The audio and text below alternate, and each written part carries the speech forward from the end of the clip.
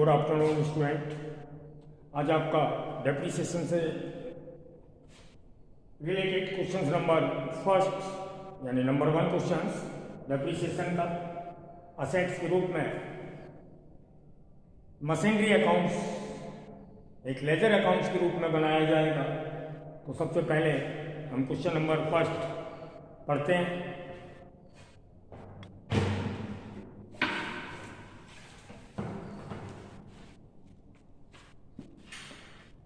On April 1st, 2015, a limited company purchased machinery rupees 1,90,000 and spent on its rupees 10,000.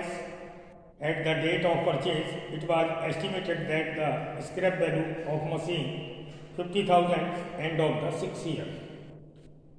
Prepare the machinery accounts and depreciations. After providing depreciation by fixed installment method, the books are closed 31st March each year.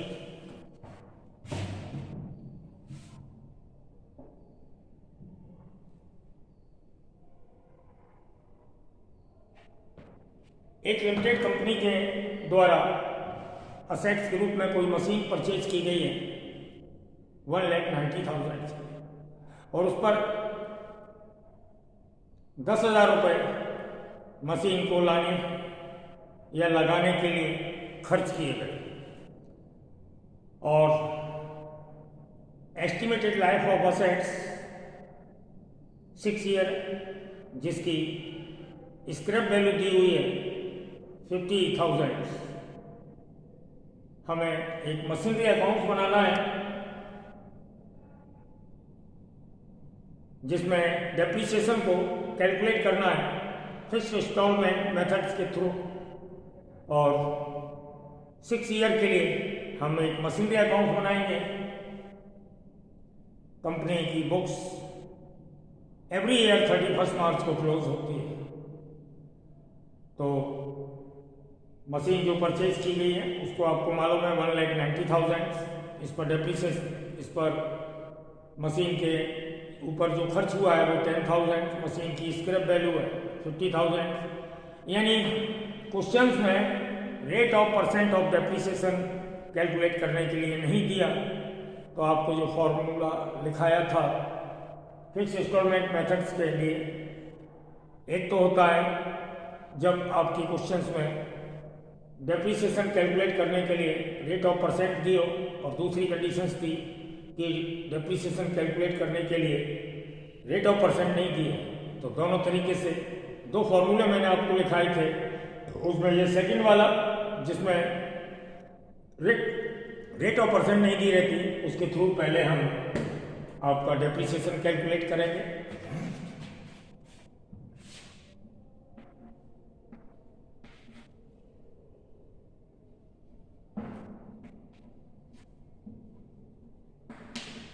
Depreciation बराबर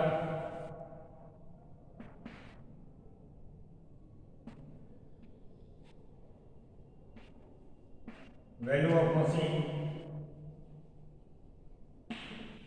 minus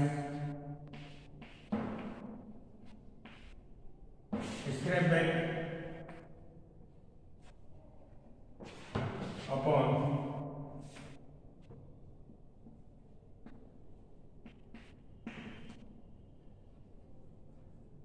estimated life of assets।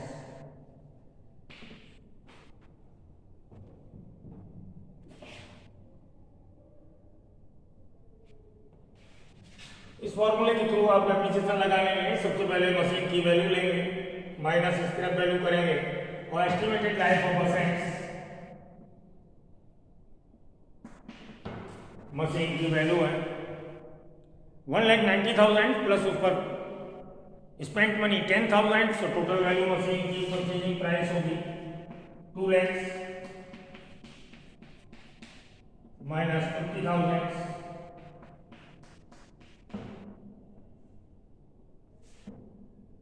Upon 6। इससे आपका depreciation आएगा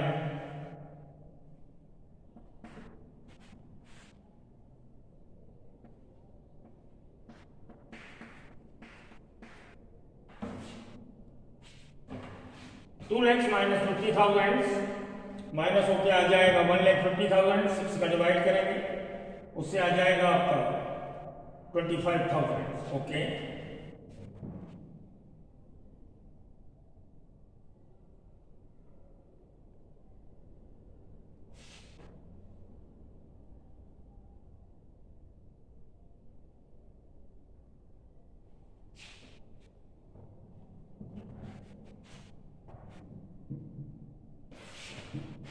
date दी हुई है 2015 अप्रैल 1। Date का भी इसमें बहुत बड़ा रोल है, हमें डेट ध्यान में रखना चाहिए। बिगनिंग पीरियड में अगर हमने परचेज किया एसेट्स तो हमारा फुल ईयर का डेप्रिसिएशन जाएगा, जैसे हमने ये फुल ईयर के लिए निकाला है। अगर मिडिल पीरियड में परचेज की गई है तो परचेज से यानी date of purchase up to ending year, end of the year यानी 31 मार्च तक का डेप्रिसिएशन, परचेजिंग टाइम से लेके एंड ऑफ द ईयर 31 मार्च तक का मंथली डेप्रिसिएशन भी लगता है। यदि मिडिल पीरियड में हमारी मशीन परचेज की गई हो तो परचेज के लिए टू बैंक आपको जनरल एंट्रीज और फॉर्मूला दोनों लिखा दिए गए। जनरल एंट्रीज इसलिए लिखाई थी कि उसके थ्रू जो हमने कल फॉर्मेट बनाया था असेट्स अकाउंट के रूप में, वो जनरल एंट्रीज के थ्रू बना था, यानी जनरल एंट्री से ही बनाया था, लेकिन जनरल एंट्री आपके क्वेश्चन में नहीं आती, इसलिए एक लेजर अकाउंट डायरेक्टली बनाना होता है। तो आप उस फॉर्म को जो फॉर्मेट के रूप में हमने आपको राइटिंग कराया है उसको ध्यान में रखकर आप बना सकते हैं। तो परचेज के लिए यानी जब हम परचेज करते हैं तो असेट्स अकाउंट या टू बैंक, उससे हम लेजर में पोस्टिंग करेंगे टू बैंक और मशीन की कॉस्ट है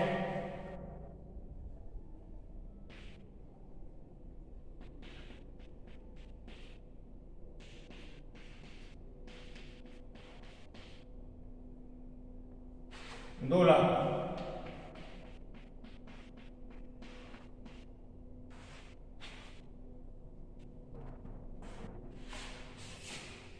₹2 की मशीन है। एंड ऑफ द ईयर 2016 हम मार्च 31 को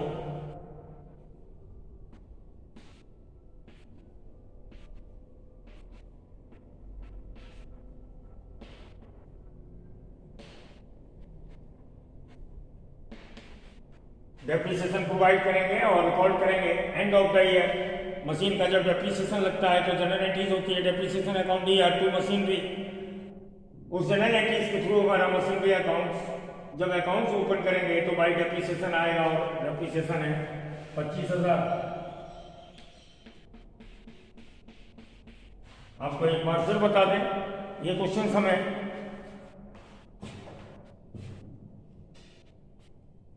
फिक्स्ड इंस्टॉलमेंट मेथड के थ्रू करना है और फिक्स्ड इंस्टॉलमेंट के थ्रू जब डेप्रिसिएशन प्रोवाइड करते हैं तो वन टाइम उसे कैलकुलेट करते हैं, यानी एक बार उसे कैलकुलेट करते हैं और एवरी ईयर उसे सेम अमाउंट हम रिकॉर्ड करते हैं। तो यानी एवरी ईयर हमारा डेप्रिसिएशन जो रिकॉर्ड होगा उसे 25,000, इस बात को ध्यान रखना है।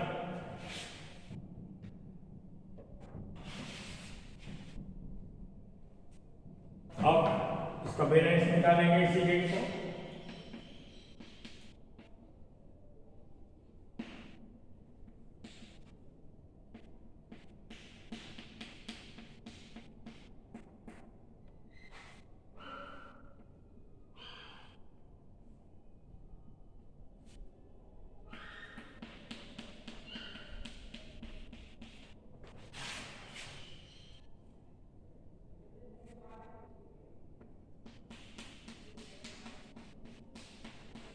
ये आपका फर्स्ट ईयर या 1 ईयर का अकाउंट्स हो गया।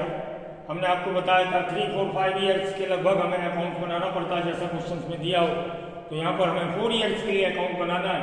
आपका फर्स्ट ईयर का कंप्लीट हुआ, इस बैलेंस को हम कैरी फॉरवर्ड करेंगे और नेक्स्ट ईयर बैलेंस बीटी के रूप में लाएंगे 2016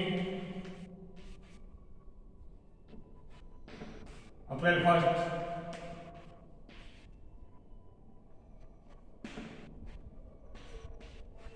to balance BD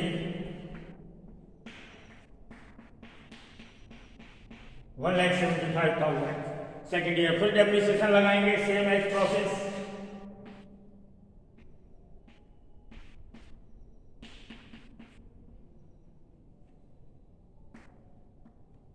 year change करते जाएंगे। बिगिनिंग टाइम था 2016 अप्रैल 1, एंडिंग पीरियड होगा 2017 मार्च 31 बाय डेप्रिसिएशन।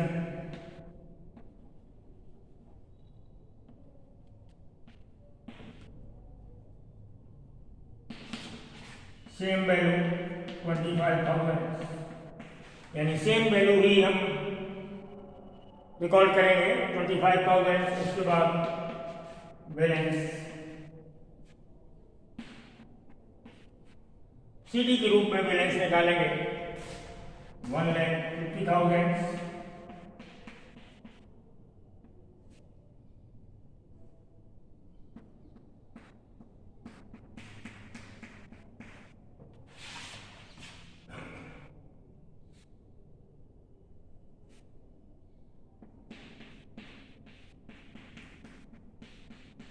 इस तरीके से देखिए, जैसे फर्स्ट ईयर का आपने अकाउंट बनाया वैसे सेकंड ईयर का अकाउंट बना, कोई चेंजिंग नहीं।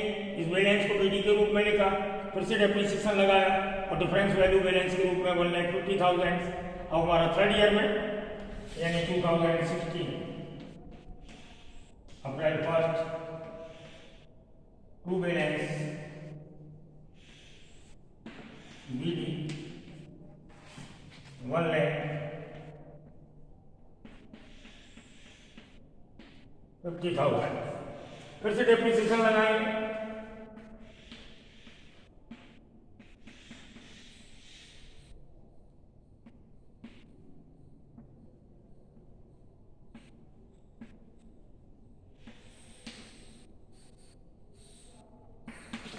Same value 25,000। फिर से हम उसी तरीके से डिफरेंस यानी ऐसे जैसे फर्स्ट ईयर किया वैसे ही मेनी ईयर्स में इसका वर्क सेम होगा। ओके, अब हम बैलेंस निकालेंगे 1 लाख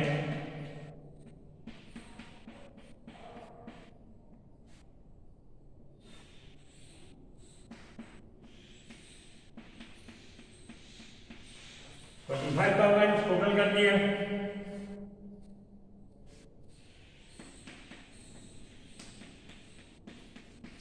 इस तरीके से हमारा ये 3 ईयर्स का वर्क हुआ।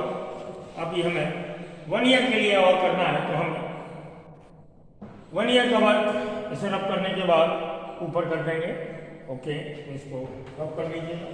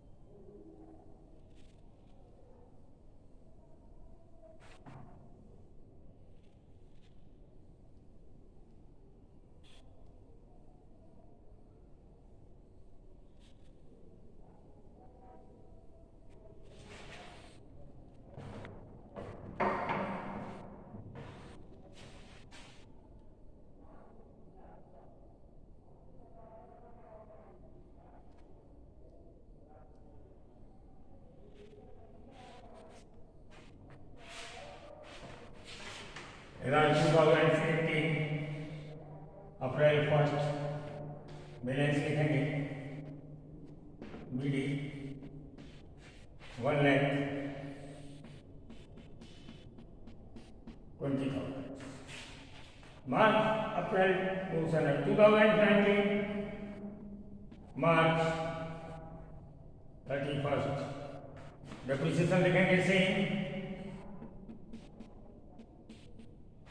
सेम वैल्यू डेप्रिसिएशन लिखी, बैलेंस है 1,20,000। अब बैलेंस आएगा माइनस करने के बाद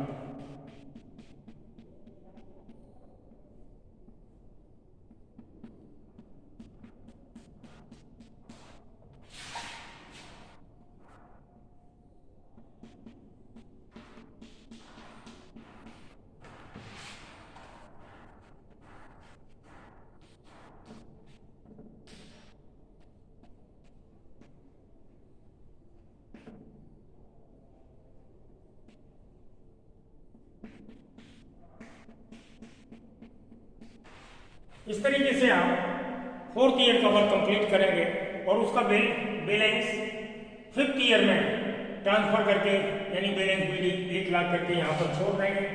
यही आपका आंसर हो गया और क्वेश्चन आपका कंप्लीट हुआ। Okay bye.